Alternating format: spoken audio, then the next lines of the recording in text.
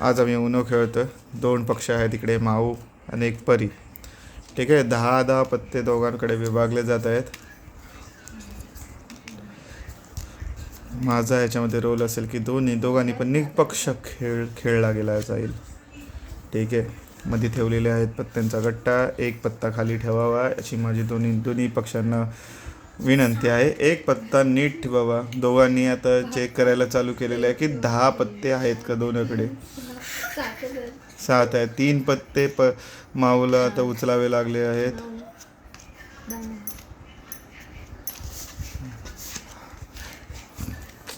आपण 7 पासून पण चालू केलेलं असतं, पण जाऊ दे. दोघांना पण आपल्या खरेपणाचा एक उतावळा मन आलेला आहे, त्यामुळे त्यांनी 3 पत्ते काढलेले आहेत. आता एक पत्ता त्यांनी उलटा करून ठेवलेला आहे. ठीक आहे, ग्रीन 9 नंबर. आता कोण चालू करतो आहे, कारण की आता माऊने पत्ते पिसले आहेत, तर तिनेच चालू केलेला आहे गेम. आता परत परीने एक पत्ता टाकलेला आहे.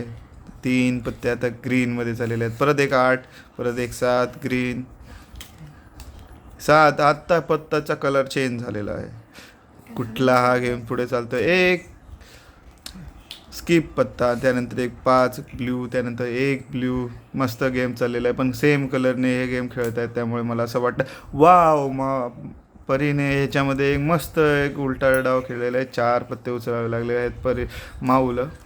आता बघूया परी कोणता पत्ता खेळ.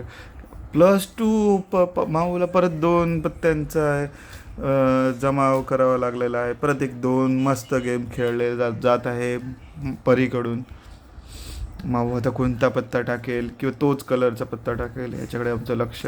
तोच पत्ता टाकून स्किप केलेला आहे. आता तिला परत एक पत्ता टाकावा लागला आहे. परत एक स्किप. हा रिवर्स आहे, पण हा स्किप म्हणून पकडला जाईल, कारण की ह्याचा फक्त तोटा परीलाच आहे.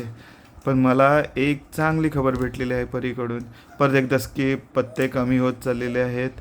ह्याकडे परीचं लक्षच नाहीच आहे. तिने परत एकदा 4 पत्ते टाकून माऊवरती गेम उलटलेला आहे. 4 पत्ते परत घेतले गेलेले आहेत. 4 मस्त मस्त. काय करेल आता, तिच्याकडे हा पत्ता आहे की नाही.